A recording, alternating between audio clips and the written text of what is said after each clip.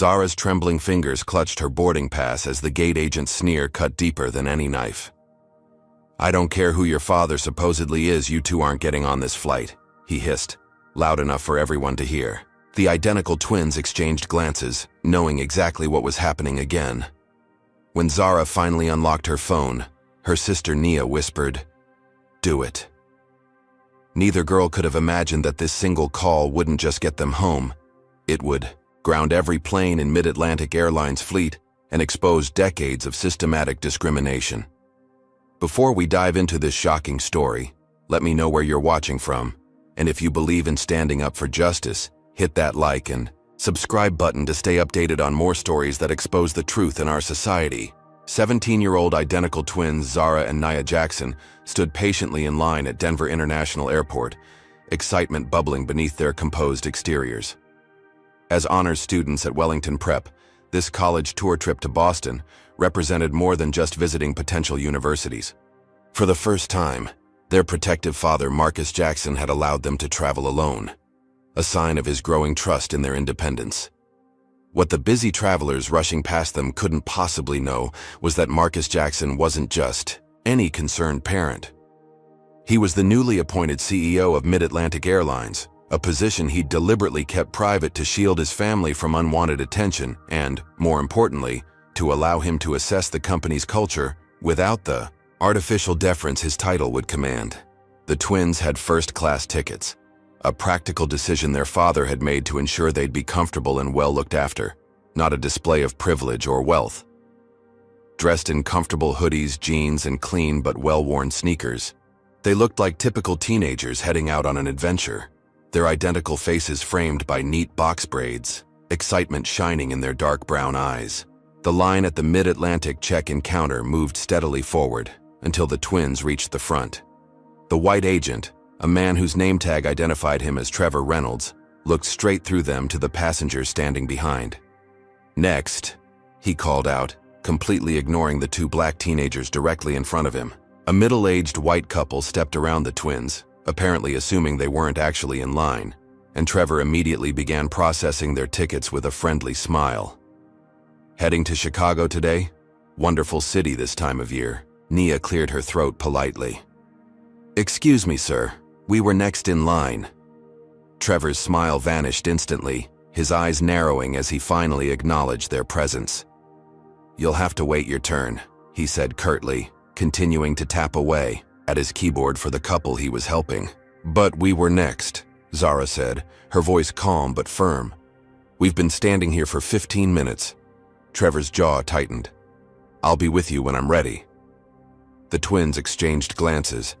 This wasn't the first time they'd experienced this particular brand of invisibility, but it stung nonetheless. They waited as Trevor deliberately took his time with the couple, making small talk about Chicago attractions while shooting occasional glances at the twins, a subtle smirk playing at the corners of his mouth. After the couple departed, 3 more white passengers were helped before Trevor finally, reluctantly motioned the twins forward. "Tickets and ID," he snapped, not making eye contact. Zara placed their first-class boarding passes and student IDs on the counter. Trevor's eyebrows shot up as he examined the tickets. "First class? Are you sure you're at the right counter?" His tone suggested they must have made a mistake.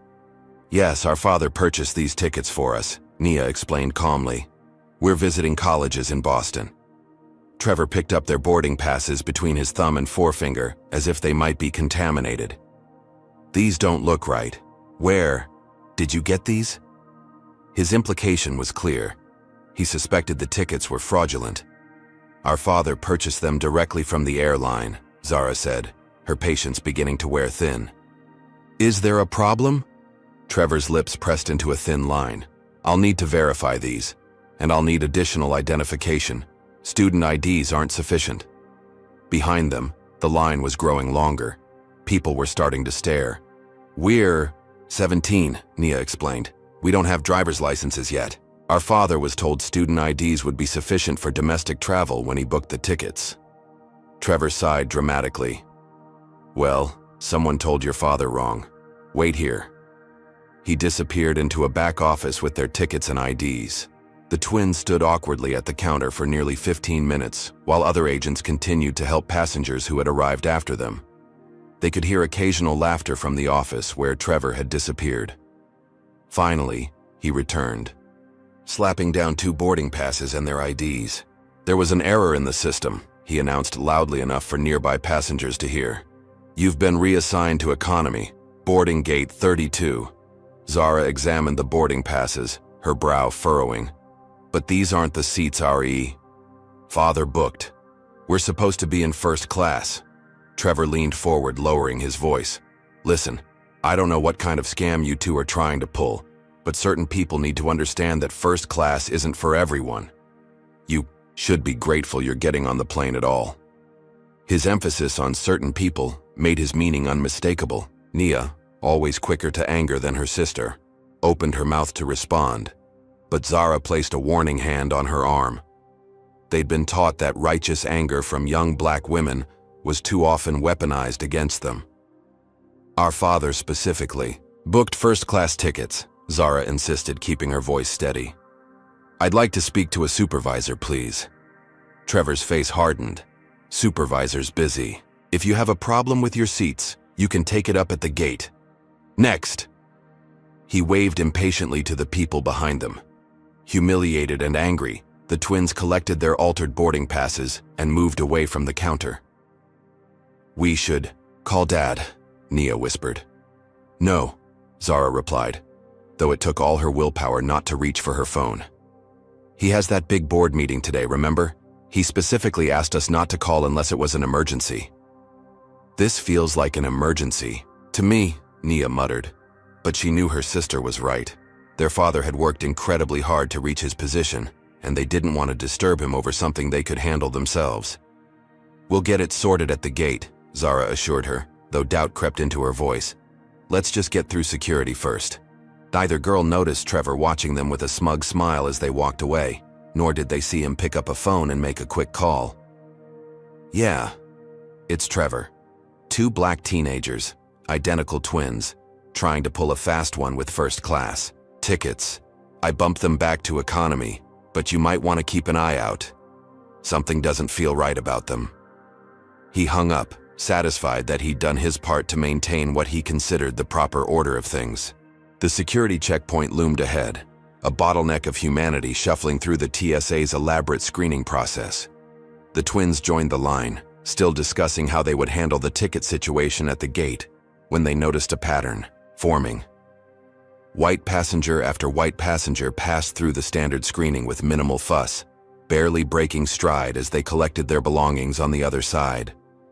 Then came their turn. Randomly selected for additional screening, announced TSA agent Vanessa Miller with a smirk that suggested there was nothing random about it. The twins were directed to a separate lane where they would be subjected to enhanced security measures. Is this really necessary? Zara asked politely. We have a flight to catch, and we're already running behind schedule. Vanessa's expression hardened. Are you questioning security protocols? Because I can make this a lot more difficult if you'd prefer. Her hand hovered meaningfully over her radio, a clear threat that she could escalate the situation at any moment. No, ma'am, Nia replied quickly, shooting her sister a warning glance. We understand. Vanessa motioned for them to place their carry-ons on a separate table. Everything out of the bags. Everything. The twins complied, carefully removing their neatly packed belongings. Zara winced as Vanessa roughly yanked out her laptop, scraping it against the table's edge. Careful, please. That has all my schoolwork on it, she said before she could stop herself. Vanessa's eyes narrowed. If you're concerned about your property, maybe you shouldn't be flying. I can deny you passage right now if you continue to interfere with security procedures. Her voice carried, drawing attention from nearby travelers. Nia placed a calming hand on her sister's arm as Vanessa continued her inspection, deliberately rough as she pawed through their carefully folded clothes, reading private notes in their journals, and even opening a sealed envelope containing Zara's medication, spilling pills across the table. What are these? She demanded, as if she'd discovered illicit drugs instead of prescribed allergy medication. Fexofenadine, Zara explained.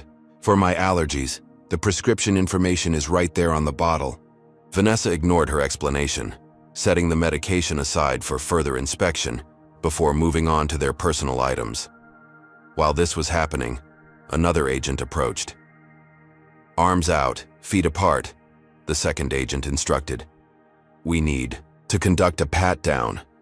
The pat-down was nothing short of humiliating. The agent's hands were rough, invasive, lingering in ways that made both girls intensely uncomfortable. Nearby, Vanessa made loud comments about their hair. Always have to check these elaborate hairstyles, she announced to no one in particular.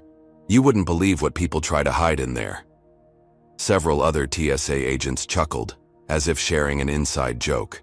A white woman in line noticed what was happening and began recording with her phone. Almost immediately, a TSA supervisor appeared beside her. Ma'am, recording security procedures is prohibited. Delete that video immediately. This is wrong, the woman protested. Those girls aren't doing anything to warrant this treatment. Delete the video or I'll be forced to detain you for questioning, the supervisor threatened. Your choice. Reluctantly, the woman complied, shooting an apologetic look toward the twins as she put her phone away. By the time the enhanced screening was complete, nearly 45 minutes had passed. The twins' belongings had been carelessly repacked. Zara's laptop was visibly scratched, and they were now dangerously close to missing their flight. Have a nice trip, Vanessa said with mock sweetness as they gathered their disheveled possessions. Better hurry. I hear they're strict about boarding times at gate 32. As they rushed away, Nia pulled out her phone. We need to call Dad now. This has gone beyond ridiculous. Zara checked the time and shook her head. He's in that closed-door session with the board right now. His assistant said he couldn't be disturbed for any reason. We'll handle this ourselves and tell him everything when he calls to check on us tonight. Shaken but determined, they hurried toward their gate, unaware that their ordeal was just beginning. Have you ever experienced discrimination while traveling? Comment number 1. If you've faced unfair treatment at security checkpoints like Zara and Nia. Or comment number 2 if you've witnessed it happening to someone else. Don't forget to like this video if you believe everyone deserves to be treated with dignity. And subscribe to hear more stories of courage in the face of injustice. What do you think is waiting for these brave young women at the restaurant? Will anyone stand up for them? Or are they completely alone in their fight against discrimination? With their boarding time still an hour away, the twins decided to stop at Sky High Grill, an airport restaurant advertising quick service and quality food. Their earlier excitement about the trip had evaporated, replaced by a gnawing anxiety, and more immediately, hunger. The restaurant was busy but not packed, with several empty tables clearly visible from the entrance. The hostess, a blonde woman whose name tag read Melissa Carter, looked up from her phone as they approached. Her smile faded the moment she saw them. How many? She asked, her tone noticeably cooler than it had been for the white family she just seated. 2, please, Zara replied. Melissa made a show of checking her tablet. There's going to be about a 45-minute wait for a table, she announced, not bothering to look up. Nia glanced pointedly at the empty tables clearly visible throughout the restaurant. But there are at least 5 empty tables right there, she said, keeping her voice polite but firm. Melissa's lips thinned. Those are reserved, she replied curtly. The twins exchanged knowing glances. This wasn't their first encounter with the reserved table excuse. Your website says you don't take reservations, Zara pointed out, pulling up the restaurant's page on her phone as evidence. It says right here. Sky High Grill does not accept reservations. Seating is first come, first served. Melissa's face flushed. Well, the website is outdated. We do take reservations now, and all those tables are spoken for. As if on cue, a white couple walked in behind the twins. Without even acknowledging the twins' ongoing conversation, Melissa brightened immediately. 2, right this way, please. She grabbed 2 menus and led the couple to one of the supposedly reserved tables. Nia felt her temper rising. Excuse me, she called after Melissa. We were here first, and you just told us there were no tables available. Melissa turned, her expression hardening. Is there a problem? Yes, there's a problem, Nia replied. her patience wearing thin. "You just told us all the tables were reserved, then immediately seated people who came in after us." Before Melissa could respond, a man in a button-up shirt and tie approached. His name tag identified him as Keith Dawson, manager. "Is everything all right here, Melissa?" he asked, though his gaze was fixed suspiciously on the twins. "These girls are causing a disruption," Melissa said quickly. "I explained that we have a waiting list, but they're demanding immediate seating." "That's not what happened," Zara interjected. "Your hostess told us there's a 45-minute wait, but there are empty tables, and she just seated people who came in after us." Keith's expression didn't change. He hadn't taken his eyes off the twins since he'd arrived, hadn't even glanced at the empty tables or the newly seated couple. "I understand you're upset, but I'm going to have to ask you to lower your voices. We have customers trying to enjoy their meals." His tone suggested they were shouting, though both girls had been speaking calmly. "We're not being loud," Nia objected. "We simply want to be treated fairly. If you continue to make a scene, I'll be forced to call security," Keith threatened, folding his arms across his chest. "Airport regulations allow us to refuse service to disruptive individuals." From nearby, a Latina waitress watched the interaction with growing concern. She approached cautiously. "Keith, I can take them at one of my tables. Number 12 just opened up." "Stay out of this, Elena," Keith snapped without looking at her. "Go check on your other tables." Elena Rodriguez hesitated, clearly torn between following her manager's orders and doing what she knew was right. With an apologetic glance at the twins, she retreated, disappearing into the kitchen. "Look," Keith said, his voice dropping to a threatening whisper. "I suggest you find somewhere else to eat. We reserve the right to refuse service to anyone, and right now you're not welcome here." The message was clear. Their kind wasn't welcome. It had nothing to do with reservations or waiting lists. Hungry, frustrated, and increasingly demoralized, the twins turned to leave. As they walked away, they overheard Keith commending Melissa. "Good job. Can't let them think they can just walk in and get whatever they want." Outside the restaurant, Nia fought back angry tears. "I'm so sick of this, every single time." Zara put her arm around her sister's shoulders. "I know. But we can't let them win by breaking us down. We'll grab something from a vending machine and then get this ticket situation straightened out."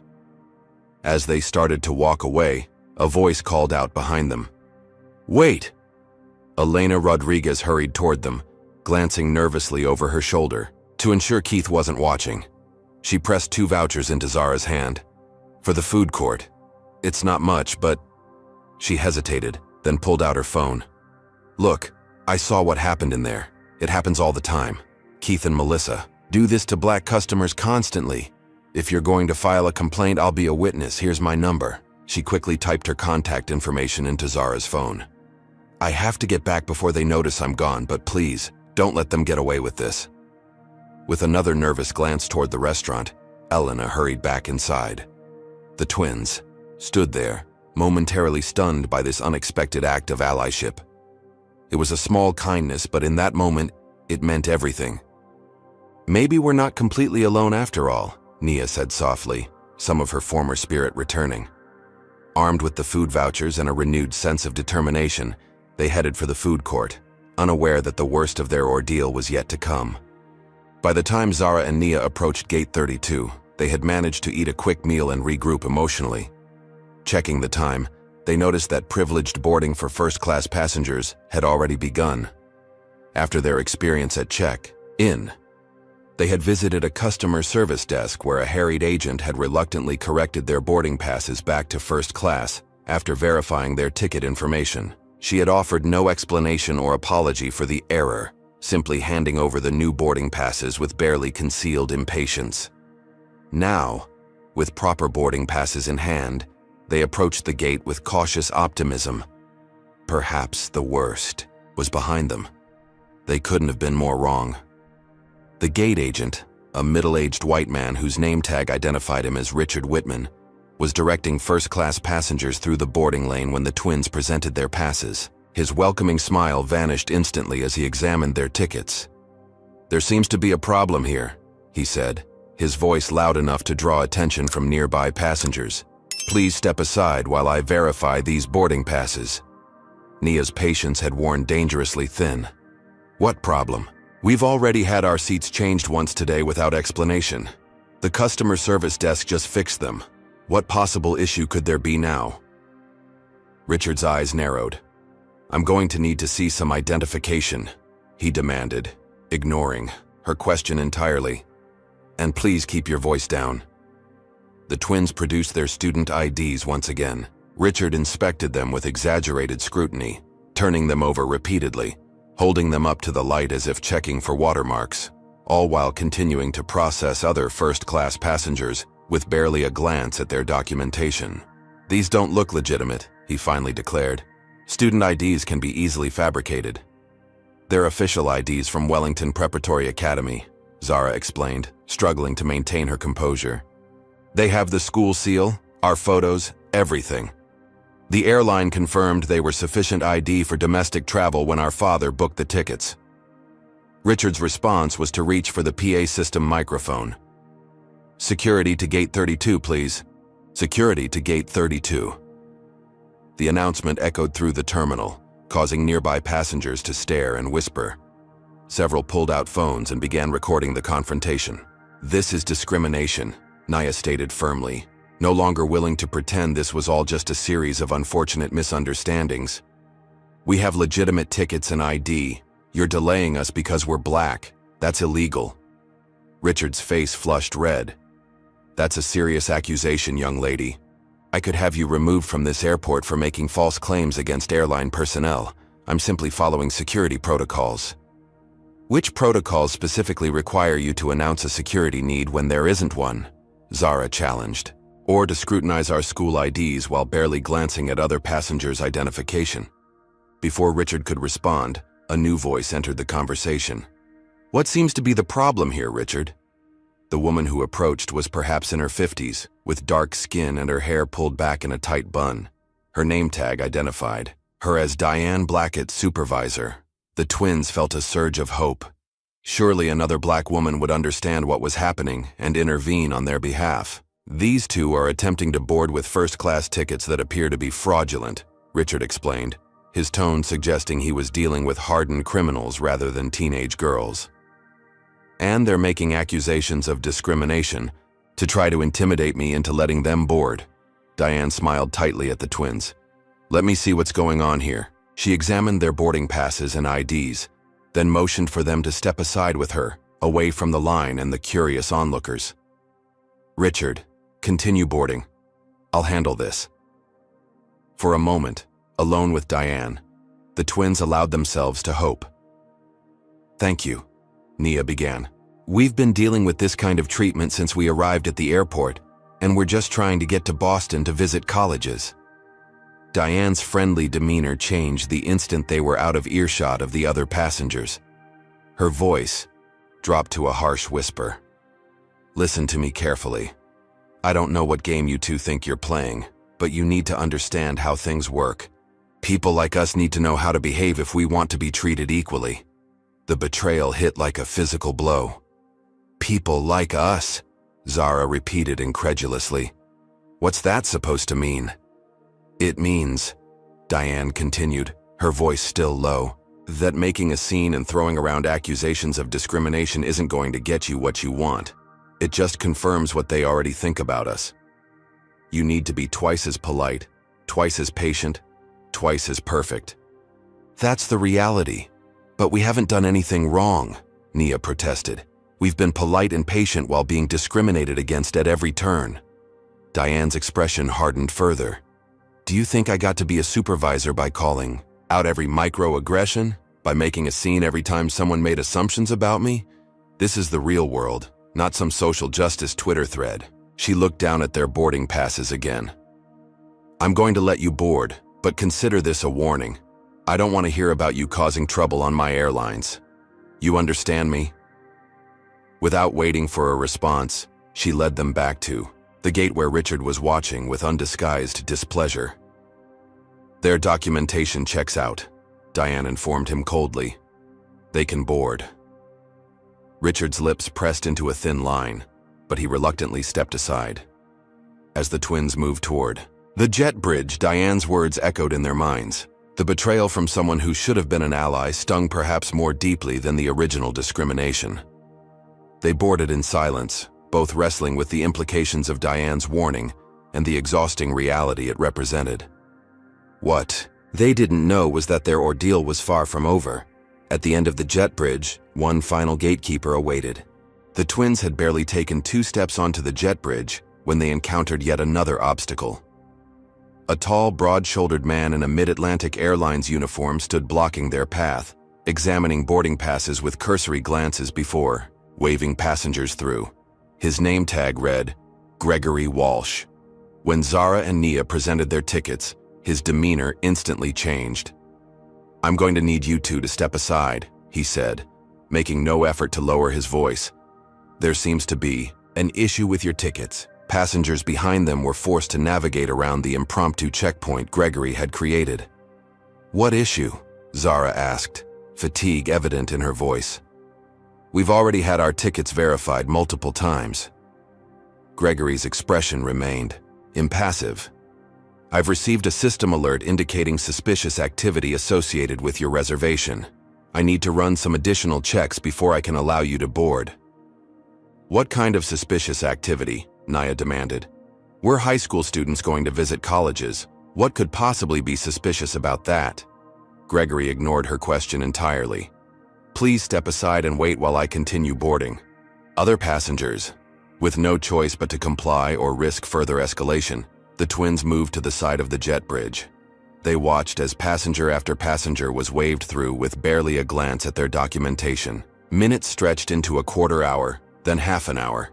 The once busy flow of boarding passengers dwindled to a trickle, then stopped altogether.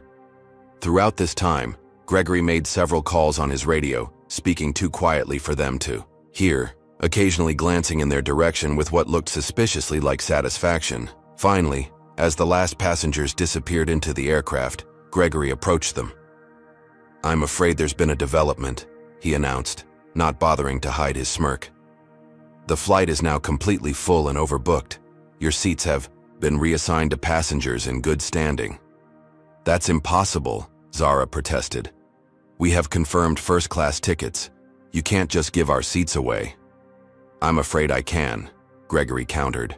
"Airline policy allows for passenger reassignment in cases of security concerns or overbooking. In this case, both conditions apply." "What security concerns?" Nia asked, her voice rising in frustration. "We've done nothing wrong. We've cooperated with every unreasonable demand since we arrived at this airport. This is blatant discrimination."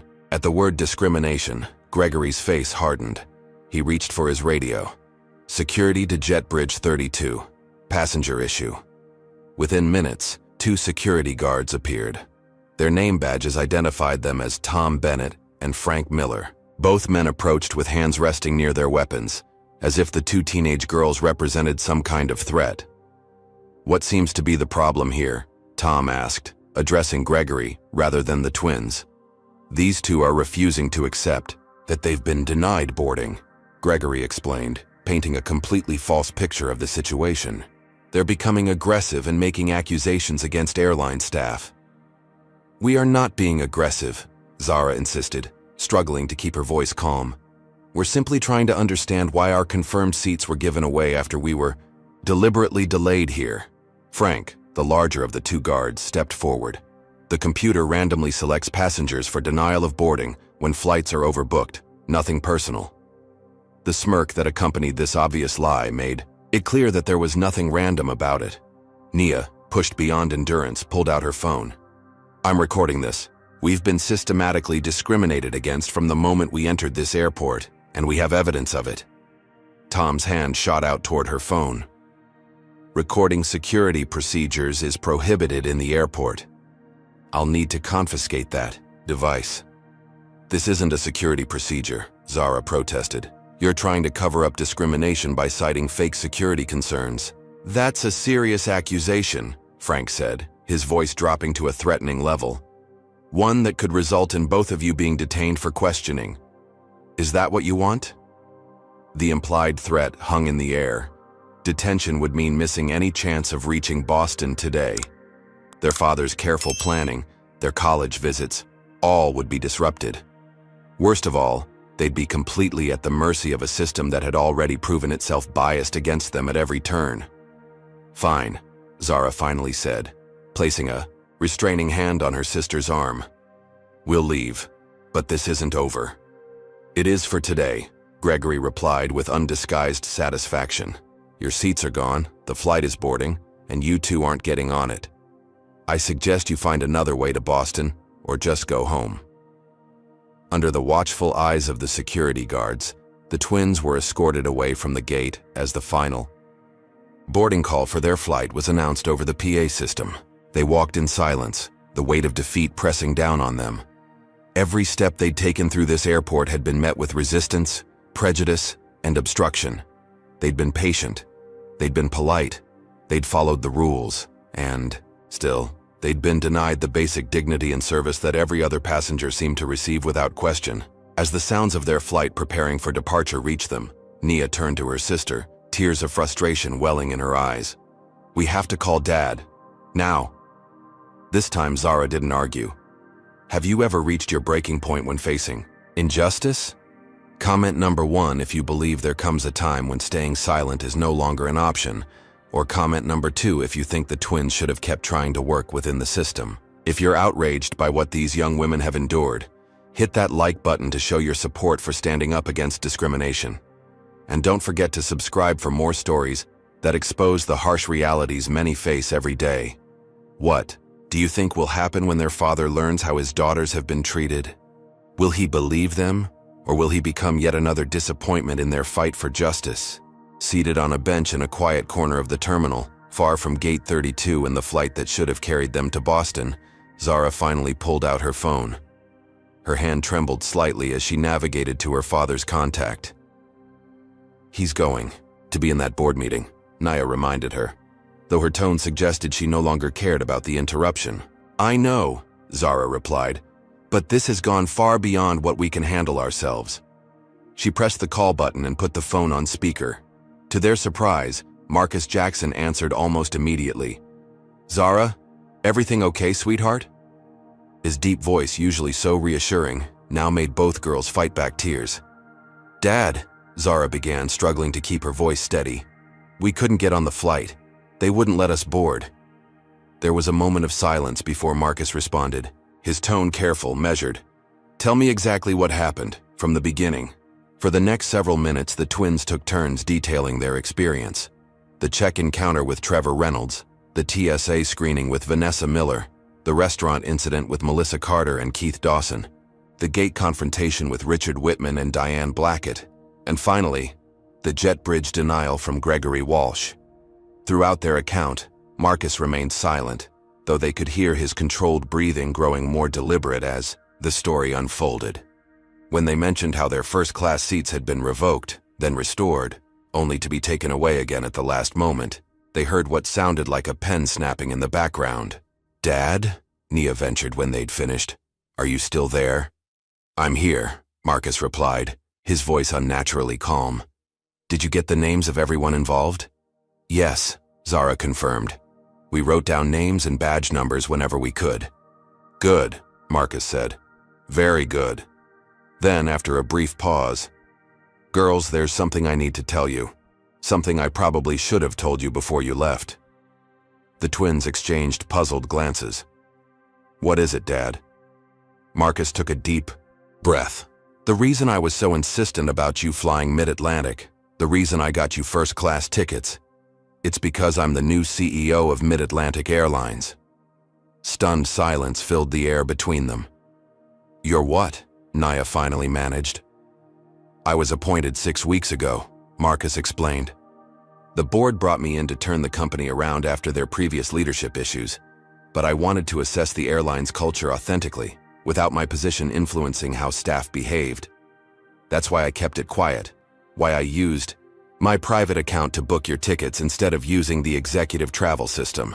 "Wait," Zara interjected. "So the whole time we were being treated like this?" "You were the CEO's daughters," Marcus finished, his voice tight with controlled fury.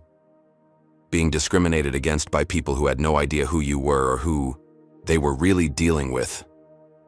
"What are we supposed to do now?" Nia asked. "Our flight's gone, and even if we could get another one." "Don't move," Marcus instructed. "Stay exactly where you are. I'm implementing emergency protocol Alpha right now. You'll see what that means very shortly, and keep your phone on. Record everything that happens from this point forward." The line went silent for a moment as they heard their father issuing rapid commands to someone else in the room with him. When he returned to the call, his voice had a steel edge they'd rarely heard before. "In about 2 minutes, you're going to start getting calls from airline executives. They're going to offer you everything under the sun. Private jets, helicopter transfers, luxury accommodations. Don't accept anything.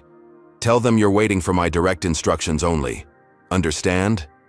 "Yes," the twins replied in unison, still trying to process this stunning revelation. "Good. Stay strong. I'll be in constant contact and this will all be over soon. I love you both." The call ended, leaving the twins staring at each other in disbelief. True to their father's prediction, Zara's phone rang barely a minute later. The caller ID showed Mid-Atlantic Airlines executive office. Before she could answer, Nia's phone also began ringing with a similar caller ID. As predicted, the voices on the other end were panicked airline executives offering immediate assistance, private transportation, anything and everything to make amends for the unfortunate misunderstanding. Following their father's instructions, the twins politely but firmly declined all offers, stating they were awaiting direct instructions from Marcus Jackson only. Just as they ended these calls, a familiar figure came hurrying toward them. Richard Whitman, the gate agent who had blocked their boarding just 30 minutes earlier, was approaching with an entirely different demeanor. His previous contempt had been replaced by obsequious panic. Ms. Jackson, he called out, slightly out of breath from rushing. "There's been a terrible misunderstanding. We've arranged for a private corporate jet to take you to Boston immediately. If you'll just come with me." "No thank you, Mr. Whitman," Zara replied coolly. "We're waiting for direct instructions from our father."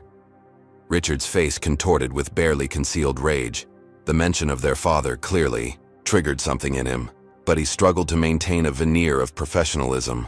"I understand you're upset, but making false claims about your family connections isn't going to help the situation." His tone shifted, becoming threatening once again now that they were alone, away from the witnesses at the gate. In fact, making false statements about airline personnel could result in you being placed on a no-fly list. Perhaps we should discuss this somewhere more private. "Is that a threat, Mr. Whitman?" Nia asked, pulling out her phone and beginning to record. Richard's eyes widened as he noticed the active recording. From the phone's speaker, Marcus Jackson's voice suddenly emerged, as he had never hung up and had been listening to the entire exchange.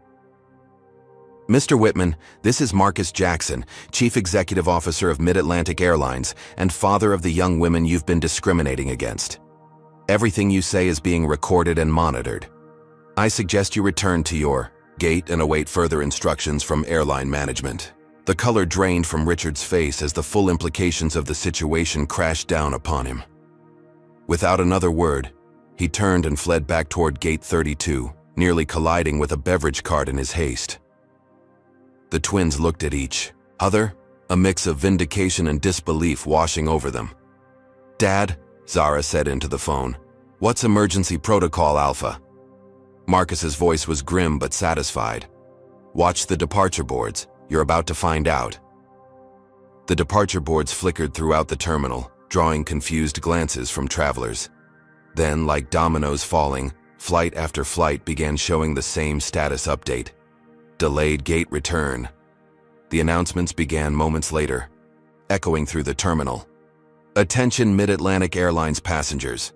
Due to an executive-ordered safety protocol verification, all Mid-Atlantic flights currently on the tarmac or at gates are being held. Passengers already boarded are asked to remain seated. We apologize for the inconvenience and will provide updates as they become available." All around them, confusion spread through the terminal as travelers consulted their phones, checked the boards, and approached harried-looking gate agents for explanations. The agents themselves appeared bewildered, checking their computer terminals with increasing panic as more commands filtered down from above. Through their still open phone line, the twins could hear their father issuing rapid-fire directives to what sounded like a crisis management team. I want every flight grounded, every single one. I don't care if they're halfway through taxiing. Get them back to the gates. And I want the Denver station manager in my office via video conference. In 5 minutes. Dad, Nia ventured. What exactly are you doing? Exercising my authority as CEO, Marcus replied grimly. The only way to get the attention of an entire system is to shut it down. Right now, every mid-Atlantic flight across the country is returning to its gate for safety verification. That's over 300 aircraft and roughly 42,000 passengers. The scale of his response left the twins momentarily speechless. Their father had essentially paralyzed an entire airline, one of the nation's largest carriers, in response to the discrimination they had faced. Won't this cost the airline millions? Zara asked, suddenly concerned about the repercussions. It will, Marcus confirmed, which is precisely why it's going to get everyone's attention. Sometimes the only way to force change is to hit the bottom line hard enough that ignoring the problem becomes more expensive than fixing it. More announcements echoed through the terminal as the ripple effects of the grounding spread. Connecting, flights were being missed. Passengers were growing increasingly frustrated. The financial damage was mounting by the minute. Mr. Jackson, a new voice spoke through the phone. This is Harold Winters, Denver station manager. I've just been informed of the situation with your daughters. I want to personally assure you that I had no knowledge of these events, and I'm appalled by what I'm hearing. Save it, Harold, Marcus replied coldly. I don't want apologies. I want action. I want every employee who interacted with my daughters today in my virtual office in the next 10 minutes. Everyone. Check in, TSA, restaurant staff, gate personnel, all of them. Sir, we don't have authority over TSA or the restaurant. Find a way, Harold, because until I see all of those faces on my screen, every mid-Atlantic plane stays exactly where it is. While this conversation continued, a small group of airport management personnel approached the twins. They wore the strained expressions of people facing a crisis they didn't fully understand. Excuse me, the lead manager said, a woman whose name tag identified her as Patricia Reynolds, Terminal Operations Director. We need to ask you to move to a less busy area. You're causing a disruption. Nia raised an eyebrow. We're sitting quietly on a bench. How exactly are we causing a disruption? Patricia's professional smile tightened. We've received reports that your presence is connected to the current operational issues affecting Mid-Atlantic Airlines. We need to minimize passenger anxiety by removing visible sources of disturbance. You want to remove us because we're black teenagers who've been discriminated against, Zara translated bluntly, not because we're actually disturbing anyone. Patricia's smile vanished entirely. That's not what I said. This is about maintaining order during a disruption. Let me make something very clear, Zara said, holding up her phone where the call with their father was still active. This is Marcus Jackson, CEO of Mid-Atlantic Airlines. Would you like to explain to him why you're trying to remove his daughters from public view after they've been subjected to racial discrimination throughout your airport? The color drained from Patricia's face as the implications hit her. Mr. Jackson? The Marcus Jackson? She stammered. The very same, Marcus's voice confirmed from the speaker. And I'd be very interested to hear why airport management is more concerned with hiding the victims of discrimination than addressing the discrimination itself. Patricia took an involuntary step backward. There must be some misunderstanding. We had no idea. I mean, we were simply trying to... I suggest, Marcus interrupted, that you focus your efforts on gathering the personnel I've requested rather than harassing my daughters further. With mumbled apologies, the management team retreated, making urgent calls of their own as they dispersed. Throughout the terminal, the situation was escalating from inconvenience to crisis. News crews had begun to arrive, initially drawn by reports of a major airline grounding but increasingly curious about rumors of a discrimination incident triggering the shutdown. Passengers were filming with their phones, Social media was lighting up with speculation, and airline staff looked increasingly panicked as they tried to manage the situation without understanding its cause. Through it all, the twins remained, seated on their bench, watching as the consequences of their simple desire to travel while black unfolded around them. What they couldn't see was that far beyond the airport, in corporate boardrooms and executive offices, an even greater storm was brewing. In the luxurious Manhattan offices of Mid-Atlantic Airlines' largest investor, Victor Harrington slammed his fist on his mahogany desk as his assistant delivered the news. "He did what?" The assistant flinched. "Mr. Jackson has implemented emergency Protocol Alpha, sir. All Mid-Atlantic flights have been grounded for safety verification. The stock is already down 7% and falling." Victor Harrington, billionaire investor and Mid-Atlantic board member, felt his carefully constructed world trembling beneath him. He'd opposed Marcus Jackson's appointment as CEO from the beginning, arguing that the former tech executive lacked the right cultural fit for the airline industry. What he'd meant, though he would never say it directly, was that a black CEO didn't belong at the helm of a major airline. He'd been outvoted by board members desperate for Jackson's reputation as a turnaround specialist, but he'd never accepted the decision. Now, Jackson had handed him the perfect opportunity to rectify that mistake. "Get me Lawrence Pritchard at the Wall Street Journal," Victor instructed, already calculating his next moves. "Then conference in the other board members, not Jackson, everyone else." Within minutes, Victor had spun the narrative to the influential financial reporter. Marcus Jackson was having a personal meltdown, using his authority to ground an entire airline over some perceived slight to his family, potentially breaching his fiduciary duty to shareholders in the process. The story would be online within the hour. The board call proved slightly more challenging. "Victor, we don't have all the facts yet," cautioned board member Eleanor Kim. "I've known Marcus for years. He's not impulsive. If he's taken this kind of action, there must be a serious reason." "The reason is that his daughters couldn't get upgraded to first class," Victor scoffed, deliberately mischaracterizing the situation. "Now he's throwing a tantrum that's costing shareholders millions by the minute. This is exactly why I opposed his appointment. Too emotional, too focused on his personal agenda rather than company interests." "We should at least hear his side," suggested another board member. "That's what the emergency board meeting is for," Victor replied smoothly, "which I've already scheduled for 3 hours from now. In the meantime, we need to contain the damage by ending this ridiculous grounding immediately." By the time the Asai Cheetah call ended, Victor had secured enough tentative support to challenge Marcus's authority at the emergency meeting. His next call was to Stephanie Reynolds, Mid-Atlantic's VP of Operations and his longtime ally within the company. "Stephanie, I need you to handle something delicate. Jackson's daughters are still at Denver International.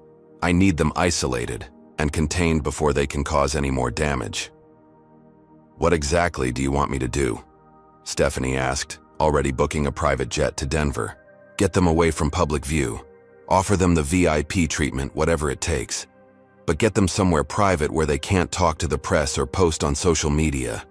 Frame it as protection from the chaos their father has caused if you have to. Just contain the situation." Stephanie understood perfectly. Victor's call to the Mid-Atlantic IT director, Calvin Hughes, was even more direct. "I need everything those girls have done today erased. Security footage, ticket records, everything. Make it look like a system glitch if anyone asks." Calvin hesitated. "Sir, that would involve altering official records." "It involves protecting this company from a rogue CEO who's abusing his authority," Victor corrected sharply. "The board will back you up. Just do it." By the time Victor Harrington hung up his final call, a comprehensive counteroffensive was underway. The airline's PR team had begun seeding stories about disruptive teenagers, causing a scene at Denver International. Social media accounts with connections to the airline were questioning the twins' character and suggesting they had manipulated their father into an overreaction. News outlets were receiving press releases emphasizing the economic impact of the grounding, while dismissing the discrimination claims as unverified allegations currently under internal review. Meanwhile, At Denver International, Stephanie Reynolds had arrived and was approaching the twins with what appeared to be genuine concern.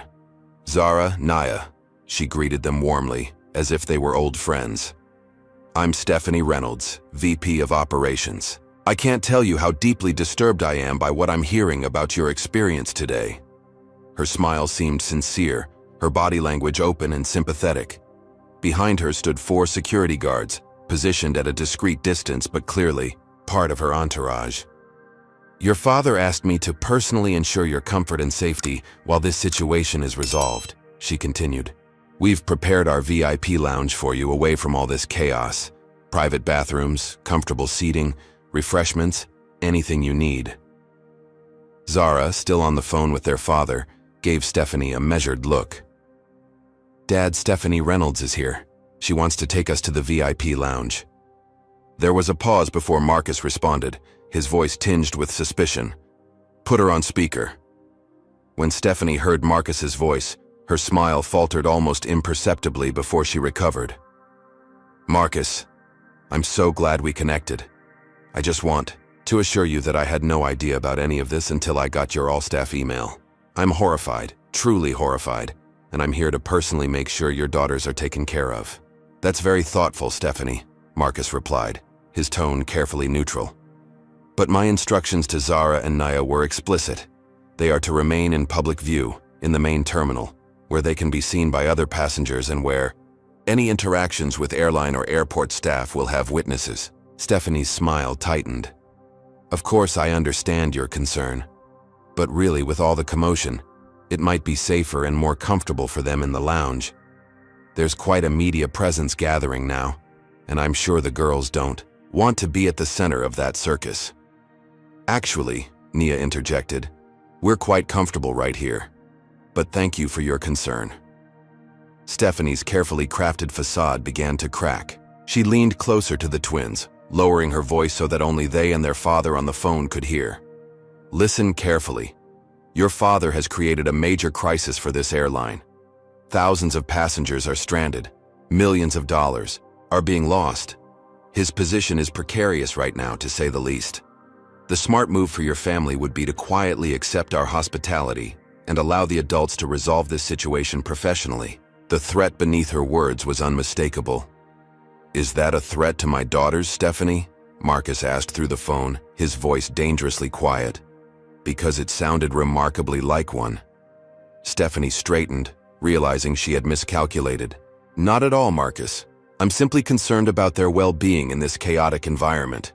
Then you'll understand why they're staying exactly where they are, following my explicit instructions," Marcus replied. "And Stephanie, the next time you attempt to intimidate my children, clear out your office first. It will save you a trip back to collect your things later." The line went dead, leaving Stephanie staring at the twins with barely concealed fury. Without another word, she turned and walked away, the security detail following in her wake. "Did Dad just fire her?"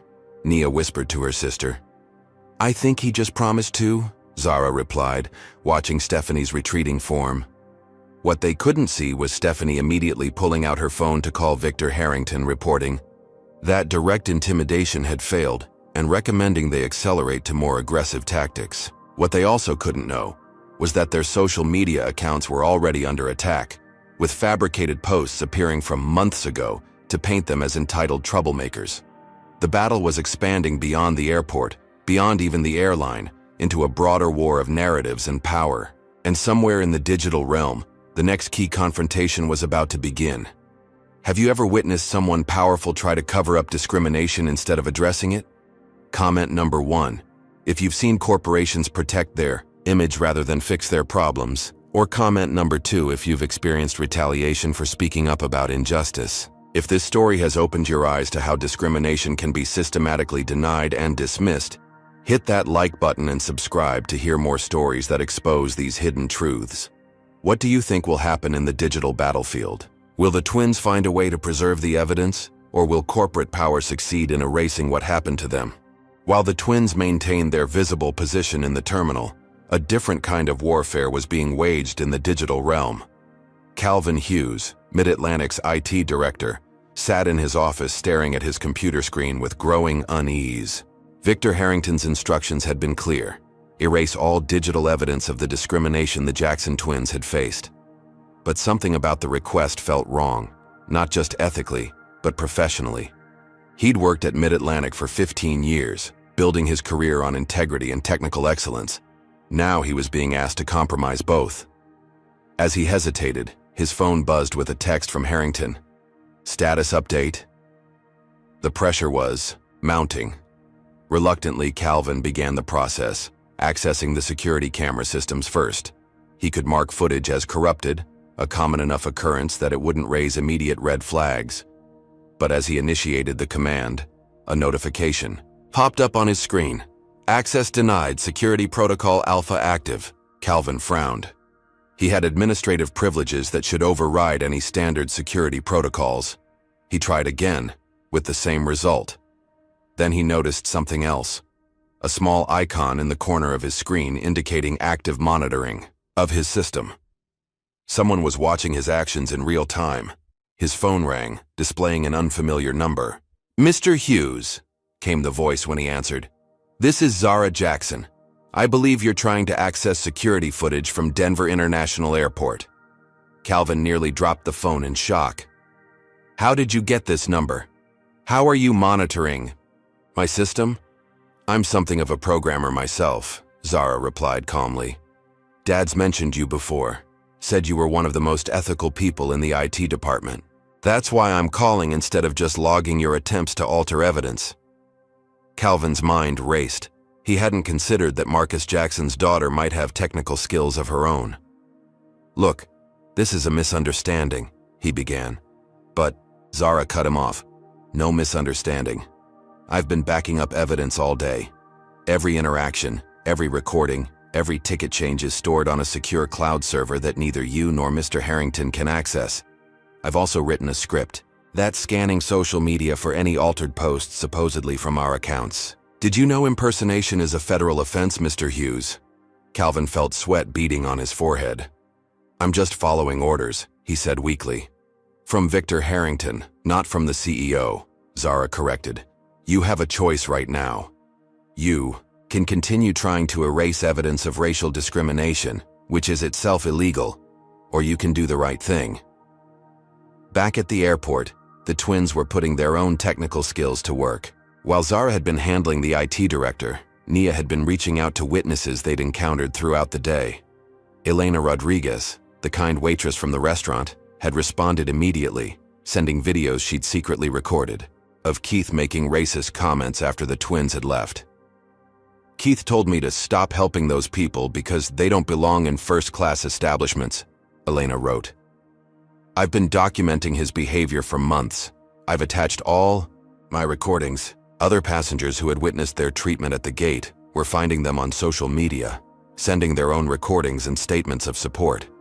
The digital evidence was mounting, creating a counter-narrative to the one Harrington was trying to establish. Meanwhile, the attack on their reputation intensified. Fabricated social media posts supposedly from the twins' accounts began circulating, showing them bragging about manipulating their father, making racist comments of their own, and displaying entitled behavior.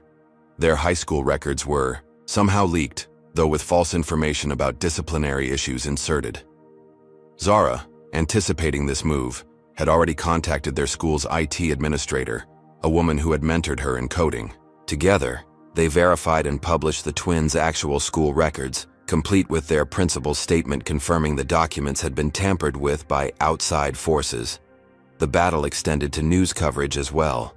Major outlets were running competing stories, some focusing on the economic impact of the grounding, others examining the discrimination allegations with increasing seriousness as more witnesses came forward.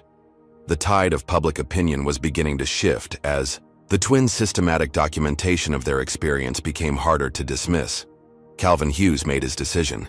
Instead of erasing footage, he began securing it, placing copies on protected servers where even executive access couldn't delete them. He sent Marcus Jackson a direct message. "I'm securing the evidence, not destroying it. I'll testify if needed." It was a career-risking move, but as he watched the fabricated attacks on two teenage girls escalate, He couldn't be part of it any longer. By evening, what had begun as an attempt to silence and discredit the twins had transformed into a digital uprising. Airline employees from across the country began sharing their own experiences with discrimination at Mid-Atlantic, both as employees and as witnesses to passenger mistreatment. The hashtag Mid-Atlantic discrimination was trending nationally, with thousands of stories emerging by the hour. Victor Harrington's counteroffensive had backfired spectacularly. Rather than isolating the twins' experience as an anomaly, his aggressive tactics had opened the floodgates to a much larger pattern of behavior that could no longer be contained. And in a corporate boardroom, the emergency meeting that he had called to remove Marcus Jackson was about to begin. The Mid-Atlantic Airlines emergency board meeting convened virtually, with 14 grim-faced executives appearing on screens. Victor Harrington wasted no time in taking control of the narrative. "Colleagues, we face an unprecedented crisis," he began, his voice grave. "Our CEO has grounded our entire fleet over what appears to be a personal family matter, potentially violating his fiduciary duty to this company and its shareholders. The stock has fallen 12% and continues to drop. We must act decisively." Several board members nodded in agreement, their concern evident. Victor continued, building his case methodically. "I move that we temporarily relieve Marcus Jackson of his duties pending a full investigation into his actions today. This isn't about race, as some are already suggesting in the media. This is about sound business judgment." Before anyone could second the motion, Marcus Jackson appeared on screen, his expression calm but determined. "Before you vote on Mr. Harrington's motion, I believe you should have all the facts." He pressed a button and his screen was replaced by a series of documents and images. "What you're seeing is a preliminary report on discrimination complaints against Mid-Atlantic Airlines over the past 5 years." The board members leaned closer to their screens, expressions shifting from annoyance to concern as they absorbed the information. "Discrimination complaints against our airline are 340% higher than the industry average," Marcus continued, his voice steady. "Internal reports documenting this pattern were systematically buried by previous management, many of whom were appointed by Mr. Harrington during his time as executive chairman." Victor's face flushed with anger. "This is a distraction from the matter at hand," he interrupted. "Your emotional overreaction to your daughter's experience is costing this company millions." "My daughter's experience was not an isolated incident," Marcus countered. "It was a textbook example of the discriminatory culture that has festered within this airline for years. A culture that represents a massive legal and financial liability that has been concealed from this board and from shareholders." He switched to another screen, showing pending legal actions against the airline. "These discrimination lawsuits represent potential liabilities exceeding $800 million, none of which have been properly disclosed in our financial statements. That, Mr. Harrington, is a breach of fiduciary duty." The room fell, silent as board members processed this revelation. Eleanor Kim was the first to recover. "Marcus, are you saying you were aware of these issues before today?" Marcus nodded. "When the board hired me 6 weeks ago to turn this airline around, I began a quiet investigation into company culture and practices. What I found was disturbing: systematic discrimination, buried complaints, and a pattern of intimidation against employees who spoke up." He paused, letting his words sink in. "I was preparing a comprehensive plan to address these issues when my daughters experienced exactly the kind of treatment I'd been documenting. Their experience wasn't the reason for my actions today, it was the catalyst. I used Emergency Protocol Alpha because this company has reached a crisis point that requires immediate intervention." Several board members were now watching Victor Harrington with new suspicion. Marcus pressed his advantage. "Furthermore, since implementing the protocol, I've discovered attempts to destroy evidence, intimidate witnesses, and spread false information about my daughters online, all of which appear to trace back to Mr. Harrington's office." Victor's face contorted with rage. "This is absurd! You're making wild accusations to cover for your own incompetence. If you continue with these slanderous claims, I'll use every resource at my disposal to destroy you, Jackson. Your reputation, your daughter's futures, everything." The threat hung in the air for a moment before Marcus smiled coldly. Thank you for that, Victor. I should mention that this entire meeting is being recorded as per company bylaws section 4.7, which requires documentation of all emergency board sessions. He paused. Would you like to rephrase your threat against my teenage daughters, or shall we let it stand for the record? Victor realized too late that he had walked into a trap. His carefully constructed facade of reasonable concern had crumbled, revealing the uglier truth beneath. Board members who had been leaning toward his position were now shifting uncomfortably, distancing themselves from his increasingly unhinged demeanor. Here's what's going to happen, Marcus continued, his voice level but authoritative. I'm implementing a comprehensive anti-discrimination program throughout Mid-Atlantic, effective immediately. Every employee will undergo mandatory training. A third party will investigate all past complaints, and our financial disclosures will be amended to properly reflect our legal liabilities. He looked directly at Victor. As for your motion to remove me, I welcome the vote. But first, let me be clear. If I'm removed, my first call will be to the SEC regarding the deliberate concealment of material financial liabilities from shareholders. My second will be to the Department of Justice Civil Rights Division regarding the systematic pattern of discrimination and subsequent cover-up attempts. The boardroom fell silent. Victor Harrington's motion died without a second. One by one, board members voiced their support for Marcus's plan, eager to distance themselves from what was clearly becoming a legal and public relations disaster. By the meeting's end, even Victor had been forced to abstain rather than stand, alone in opposition. As the virtual meeting concluded, Marcus remained online with the board chair, Eleanor Kim. That was masterfully handled, she admitted. But the real challenge is just beginning. Changing a corporate culture this deeply ingrained won't happen overnight. I know, Marcus agreed. That's why the next phase is so important. This can't just be about punishment. It has to be about transformation. Eleanor nodded thoughtfully. And your daughters? How are they holding up through all this? Marcus's professional demeanor softened slightly. They're extraordinary, brave, principled, and apparently quite skilled at digital security. A hint of paternal pride crept into his voice. They've been gathering evidence all day, building a case that even our legal team would be proud of. They take after their father, Eleanor observed. What happens now? Now, Marcus said, his determination evident. We bring everything into the light. No more cover-ups, no more denial. It's time for a public reckoning. The Mid-Atlantic Airlines story exploded across national news the following morning. What had begun as coverage of an unusual airline grounding had transformed into a major story about corporate discrimination after the twins, with their fathers, blessing, published a detailed account of their experience alongside the evidence they'd gathered. Their post, simply titled, "What Happened to Us at Mid-Atlantic Airlines," laid out each incident chronologically, supported by witness statements, recordings, timestamps, and documentation. It was measured in tone, factual rather than accusatory, and devastatingly effective because of that restraint. Within hours, Flagger Mid-Atlantic discrimination was the top trending topic nationally. Other victims of discrimination by the airline began sharing their stories, creating an avalanche of testimony that could no longer be dismissed as isolated incidents. Former employees joined in, describing a toxic culture where reporting discrimination was career suicide. Victor Harrington, refusing to accept defeat, launched his threatened media offensive. News outlets friendly to his business interests began questioning Marcus's competence, suggesting he had overreacted to a minor customer service issue because of personal emotional involvement. Conservative commentators hinted that the twins had provoked the incidents, behaving in ways that justified the staff's reactions. The narrative battle might have gained traction if not for Marcus's next move. With the twins' agreement, he released the recording of Victor Harrington's boardroom threats against his daughters.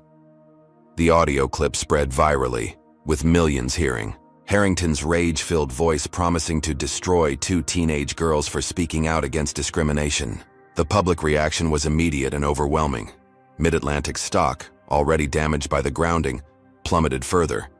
Major shareholders began publicly distancing themselves from Harrington, with several institutional investors calling for his removal from the board.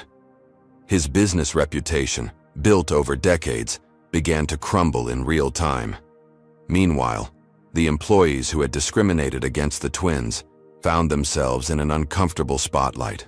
Richard Whitman, the gate agent, gave a defensive interview to a local Denver station that only worsened his position. "I was just following procedures," he insisted, though he could not specify which procedures required him to announce a false security alert or subject the twins to extra scrutiny. Trevor Reynolds, the check-in agent, was identified in security footage deliberately changing the twins' tickets from first class to economy. When confronted by reporters outside his home, his response, "Certain people don't know how to behave," in first class was caught on camera, confirming rather than refuting the accusations of bias. The TSA launched an internal investigation into Vanessa Miller's conduct after multiple witnesses came forward describing her pattern of targeting minority passengers for invasive screenings. Restaurant manager Keith Dawson was placed on leave after Elena Rodriguez provided recordings of his racist comments about customers. By mid-afternoon, the story had reached the White House, with the press secretary confirming that the Department of Transportation would be examining Mid-Atlantic's compliance with anti-discrimination laws. Several members of Congress called for hearings on discrimination in the airline industry more broadly. Marcus Jackson finally addressed the public via a live video statement from Mid-Atlantic headquarters. With the twins seated beside him, he outlined a comprehensive plan to address discrimination within the airline. "What happened to my daughters was not an isolated incident," he stated firmly. "It was a symptom of a systemic problem that has gone unaddressed for far too long.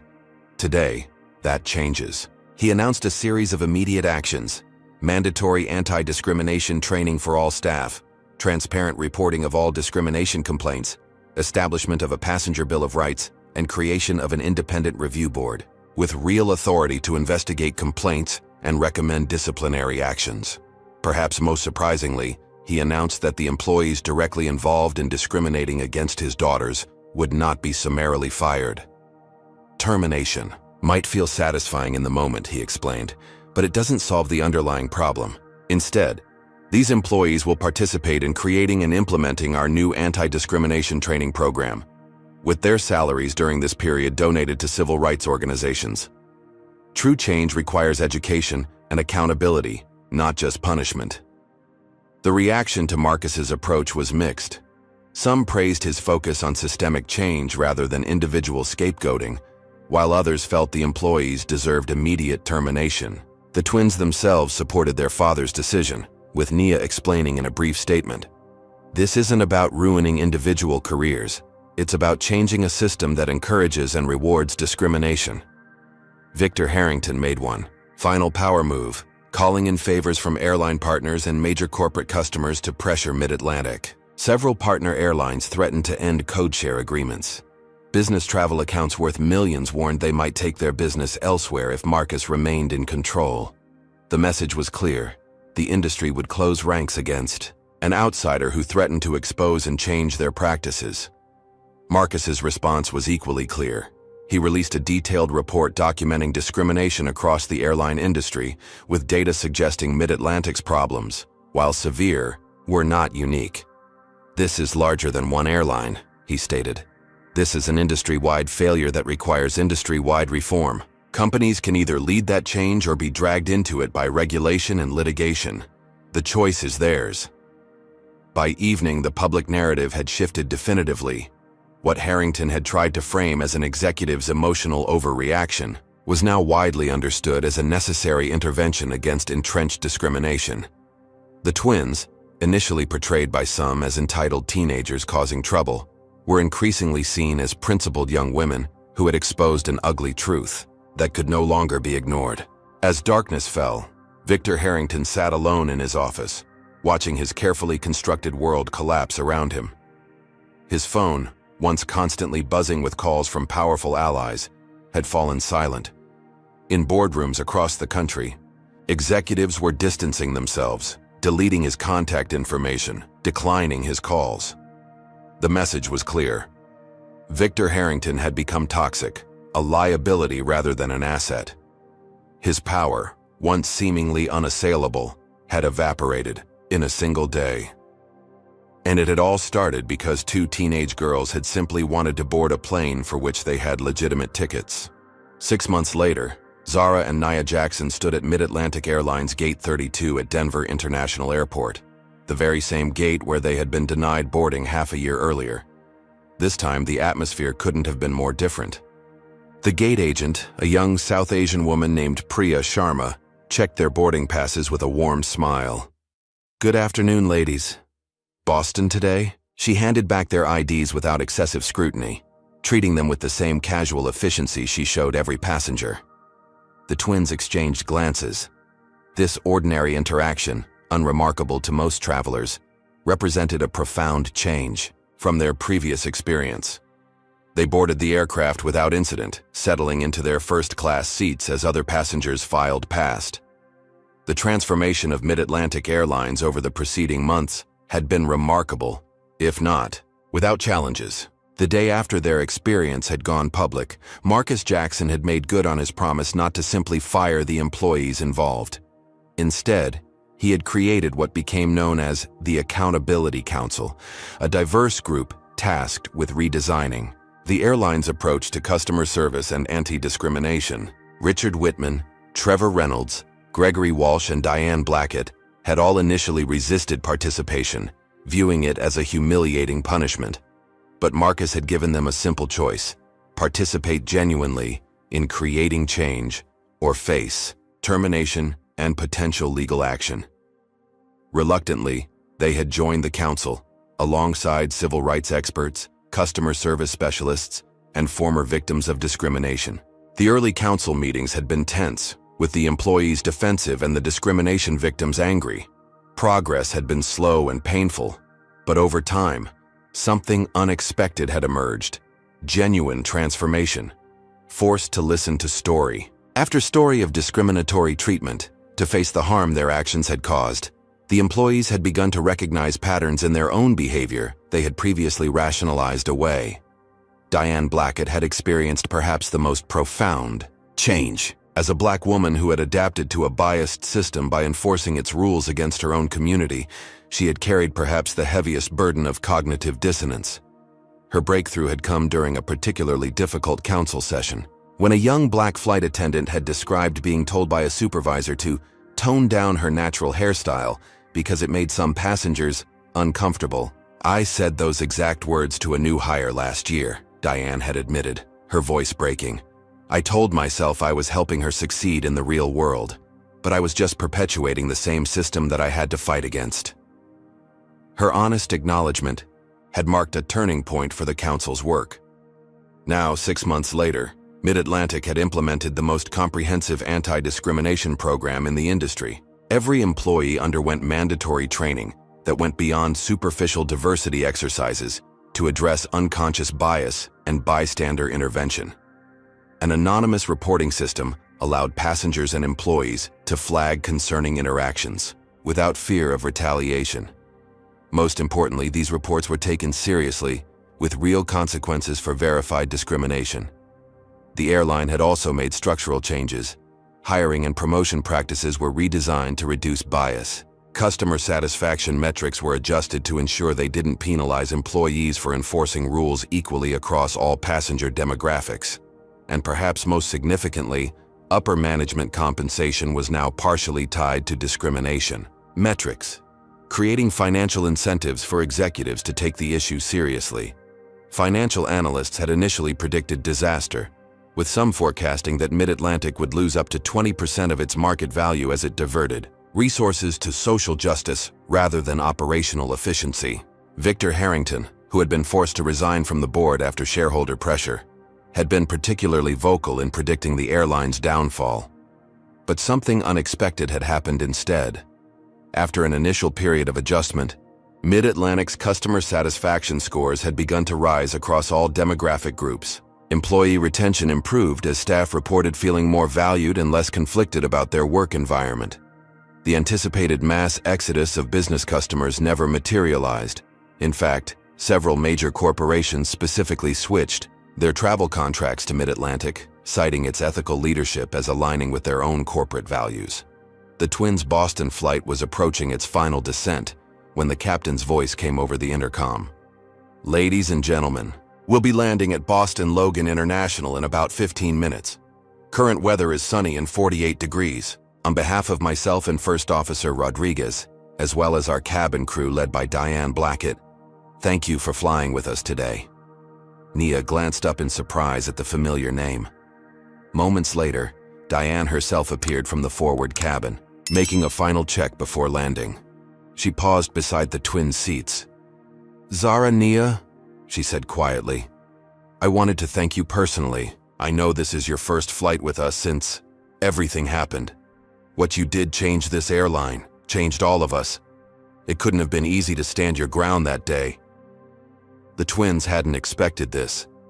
They had chosen this flight for their college visits deliberately, facing the scene of their previous humiliation as a form of closure. But they hadn't anticipated such a direct acknowledgement.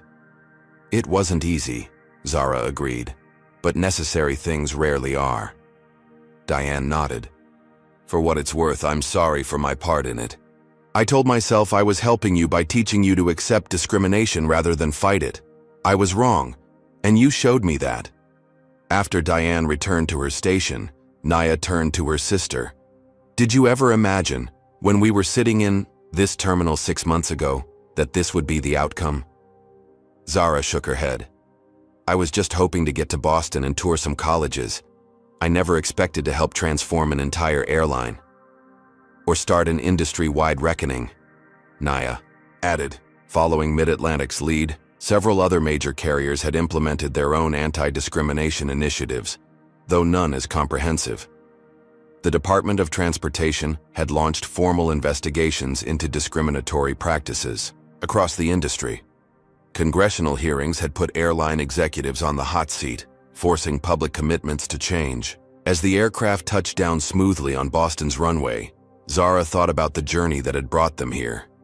The discrimination they had faced had been real and painful.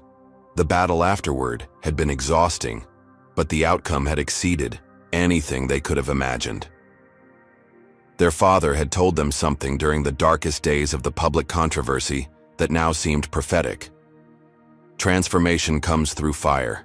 The systems that need changing most will fight hardest against that change. But if you stand firm in your truth, even when it's difficult, even when it's costly, you create the possibility for something better to emerge from the ashes. As they collected their belongings and prepared to disembark, Zara caught sight of a young black girl, perhaps 7 or 8 years old, seated with her family in economy.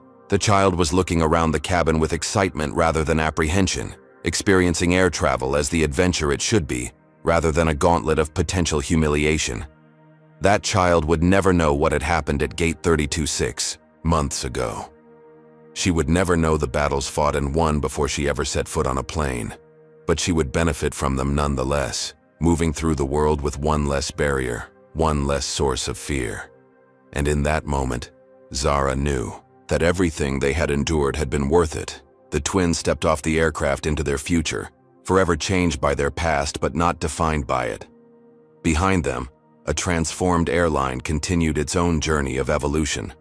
And somewhere in corporate boardrooms across America, executives were learning a powerful lesson. Discrimination wasn't just morally wrong, it was bad business. The world was changing with or without them.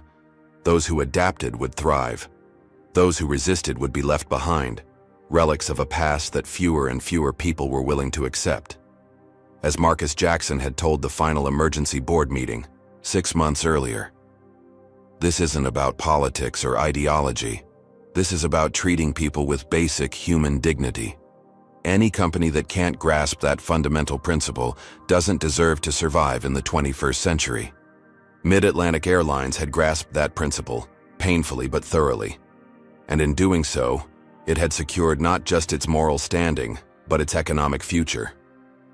The transformation through fire was complete, and it had all begun because 2 teenage girls had refused to accept being invisible.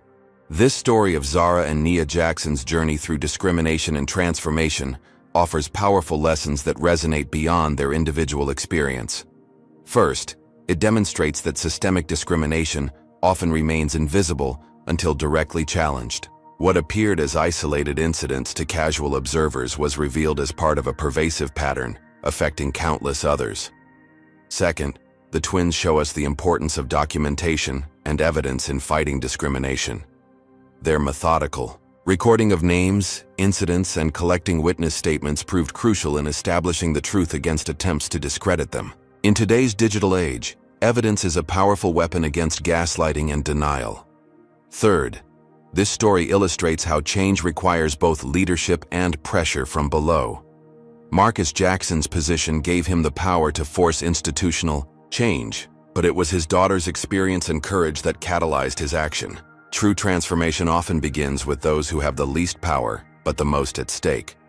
Perhaps most importantly, the story challenges the false dichotomy between ethics and economics. The conventional wisdom that addressing discrimination hurts business proved not just wrong, but backwards. Mid-Atlantic became stronger, more profitable, and more respected precisely because it confronted its biases, rather than hiding them. Finally, we learned that meaningful change isn't about punishing individuals but transforming systems. By focusing on education, accountability, and structural reform rather than simple termination, Mid-Atlantic created sustainable change that rippled throughout an industry. These lessons remind us that fighting discrimination isn't just morally necessary. It's essential for creating institutions that truly serve everyone with dignity and respect. What moments in your life have you witnessed discrimination and wished you could make a difference? Have you ever been in a situation where speaking up seemed impossible but necessary? Comment below with your experiences or thoughts on how we can all contribute to creating more equitable systems in our daily lives. If this story resonated with you, please hit that like button to help others find it, and subscribe for more powerful narratives that explore important social issues. Share this video with someone who needs to understand that individual courage can spark systemic change. Thank you for listening to Zara and Nia's journey. Remember, transformation begins with those brave enough to stand in their truth even when it's difficult. May we all find that courage when it matters most.